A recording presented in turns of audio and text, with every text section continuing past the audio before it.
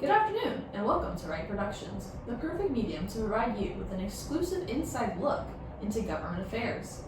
As I'm sure we're all aware of, vampires have wreaked havoc on our world, looking to prey on us. In such a devastating, unexpected emergency, it is of course critical that the government responds quickly and appropriately. To give us more insight into their response methods, we have invited government official Bella Longfang to speak with us. Ms. Longfang, thank you so much for joining us today, and don't mind this while I take notes. Thank you for having me. Now, just to start, I'd love to hear simply your initial reaction to the event. Well, of course I was shocked. I didn't even think vampires to be real. So for thousands to attack in just a couple of days, well, I knew I needed to prioritize the lives of people's first. To stay on task and not panic, my group and myself focused back onto the NRF, or the National Response Framework, which was established by FEMA, promoted easy access to different guidelines and comprehensive plans in various emergencies. Since this was rather unexpected, we combined many individual plans and various emergencies to get the most appropriate response for this occasion in particular. Our first action was to quickly declare everyone to be indoors immediately and begin to research methods to protect society as a whole. Well, thank you for your swift response. How did you decide to communicate such events to the public, especially while trying to prevent panic? This was one of the more hard parts when it came to our response aspects. We decided to be more upfront with the public, relying on their trust and maturity to work with us through this crisis. We started by providing more informative resources. For example, we dispersed messages through all phone numbers, interrupted TV channels, and sent alerts to the FEMA app.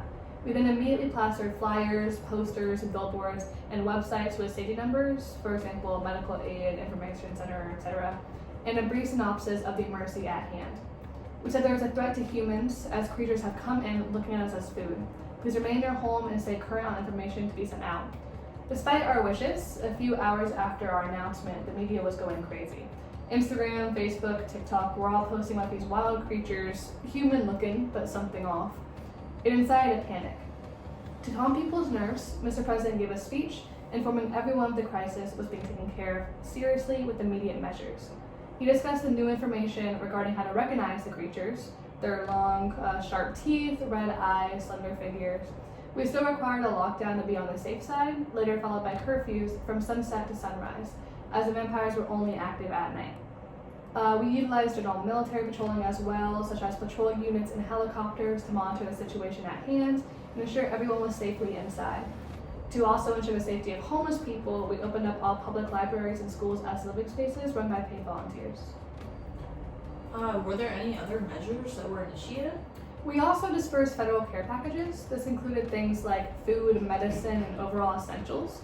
By utilizing a similar technique you may remember from other disasters like Hurricane Katrina, we mobilized National Guard troops to carry out search and rescue missions, medical assistance, and again disperse the packages.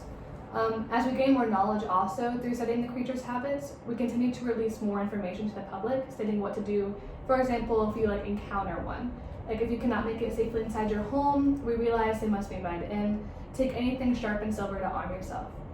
Essentially, our main focus to ensure effective response methods during this emergency was and still is effective communication. If we were not able to reach out to the public, the forces, and each other, there's no telling what will have become of us. Prior disasters, while unfortunate, have provided us with extensive insight and resources which we have been utilizing. For example, citizens are able to apply for federal assistance over the phone rather than just in person, which in turn has given us a faster response time. This initiative was actually in response to other hurricanes in the past. In regards to a more offensive approach, we have been dispatching troops to fight the vampires as we speak. With people in their homes, we can focus the attacks in areas with low urbanization, ensuring no human casualties or unfortunate collateral damage. Well, that sounds like a very comprehensive response. How were people important in this response? The people were a significant aspect in regards to efficiently receiving and looking for information. They paid attention to new information and were diligent in following orders. Additionally, after we promoted volunteer initiatives, they provide further help with their own groups. As you know, such emergency management is most effective in working from the bottom up. So for people outside the government to be so thoroughly involved was bringing in a lot of hope and gratitude on our end. Not only did they help with the open libraries and schools for safe havens and shelters, but they dispersed food and water.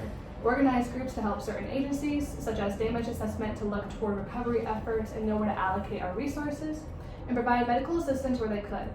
A significant service they also carried out, which is far too often overlooked, is simply their emotional support. Many people suffering or going through these changes really just want someone to talk to and provide their friendship. That's great. And how did your overall response vary on a local level as opposed to a federal level? So when looking at this, the governor took action, and the governors in multiple states took action in order to state of emergencies to progress the mobilization of supplies on a more local level first, which is catering directly to what certain individuals and citizens required at that time. Through operations with the SEOC, or the State of Emergency Operating Center, there is a certain communication aspect that goes into this. So, for example, various networks of agencies could easily analyze and declare information and decisions made to various agencies in a strong fashion.